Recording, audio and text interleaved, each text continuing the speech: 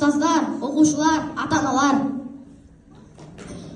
Бүгінгі болашаққа бір қадам атты кешімізге қош келдіңіздер. Әр шаңыраққа береке, бірлік, табыс тілей отыра, бүгінгі кешімізді бастауға рұқсат етіңіздер. Армысыздар, мұғалімдер, әжжандар, білімізде бейнемен құдық қазғандар, құшақ жая қарсы аламыз сіздерді, би биленіп, әнде бүгін шырқалар.